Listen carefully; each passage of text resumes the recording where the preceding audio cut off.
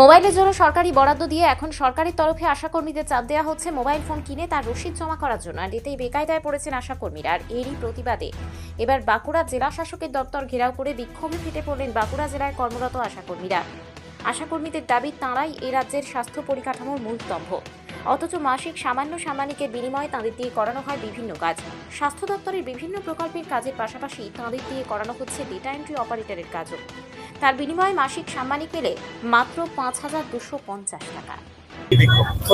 মোবাইলের বিভিন্ন শর্ত আরোপ করা এবং অনৈতিকভাবে বিনা বেতনে আশাকর্মীদের সুকৌশলে বিভিন্ন কাজ করিয়ে নেওয়া এবং মোবাইল কিনতে বাধ্য করা এবং ইনসেনটিভটা রেগুলার দেয়া, অনারিয়াম বৃদ্ধি করা, এই দাবিতে আজকে কেন মানে আপনাদের অনারিয়াম বৃদ্ধি হয়নি?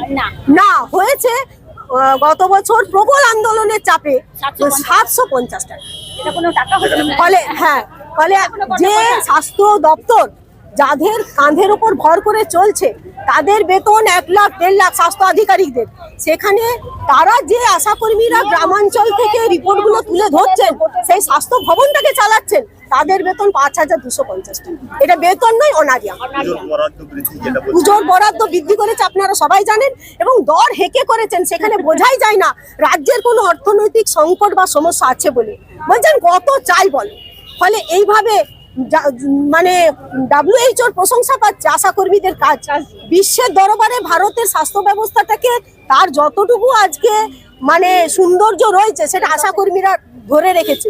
ফলে তাদেরকে এইভাবে রেখে এবং তারা যে তাদের স্বাস্থ্যের কি হবে সরকার এরা জানে না।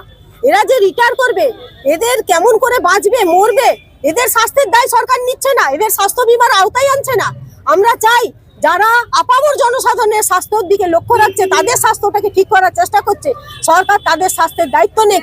ন্যূনতম তাদের যদি বিনা পয়সায় তাদের স্বাস্থ্যটা তারা ভবিষ্যতে সেইটা যাতে সরকার দেখে, তাদের স্বাস্থ্যটা যাতে ঠিকঠাক থাকে, এই দায়িত্বটা আমরা সরকারকে নেওয়ার জন্য অনুরোধ করছি। এরপরও দাবি পূরণ না হলে আমরা ডিসেম্বর থেকে লাগাতার কর্মবিরতিতে সারা পশ্চিমবাংলা জুড়ে নামছি।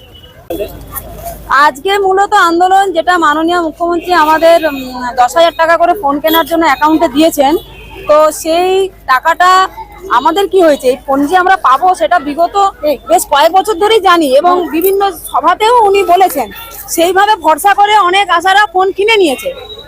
আমি নিজেও কিনেছি, যে দিদিও দেবেন বলেছেন, ফোনটা খারাপ হয়ে এসেছিল, কিনবো না করে হয়তো অনেকেই কিনেছে, যে কিছুদিন পরে হলেও তো টাকাটা পাবো, তাহলে ফোনটা কিনে নিয়েছে। এবার কিনে নেওয়ার পর উনি কালী পুজোর আগেটাই যখন ডিক্লেয়ার করলেন, তার থেকে একটা দিন ধার্য করে দিলেন যে ওই টাইমের মধ্যে আবার ফোন কিনতে হবে। তাহলে যে মেয়েগুলো ধার দেনা করেই হোক বা কষ্ট করেই হোক, একটা আশাকর্মীরা কত বেতন, ফিক্সড অনারিয়াম তো সবাই জানে 5,250, যেটা বলতেও খুব খারাপ লাগে আর কি, মানে ওই টাকাটা বললেই সম্মানটাও চলে যায়। তো সেই টাকাতে আবার নতুন করে ফোন কেনা, এখন বলবেন ফোন কিনতে তো টাকা দিয়েছি, কিন্তু সেইটা পাবো বলেই তো সবাই কিনে নিয়েছে অলরেডি। আগে কেউ 2 মাস আগে কিনেছে, কেউ 1 মাস আগে কিনেছে, কেউ এই বছরের মধ্যে কিনেছে, তাদের সবার নতুন ফোন আছে। আমাদের আজকের মূলত দাবি যে উনি এটা বিবেচনা করে দেখুন যে ফোন যাদের ভালো আছে, যারা ব্যবহার করছে, তাদের ফোনটা যেন তারা ব্যবহার করার পর খারাপ হলে যাতে কিনতে পারে, এবং সেইটুকু ছাড়পত্র ওপর থেকে মানে স্বাস্থ্য ভবন থেকে না আসলে তো আমরা ব্লকে হ্যারাসমেন্ট হচ্ছি, এবং ব্লকে ব্যাগ বা বিওমিস তাদের হাতে তো কিছু নেই। তো সেইটার জন্যই আমরা আজকে মূলত এসছি। এটা 1 নম্বর দাবি।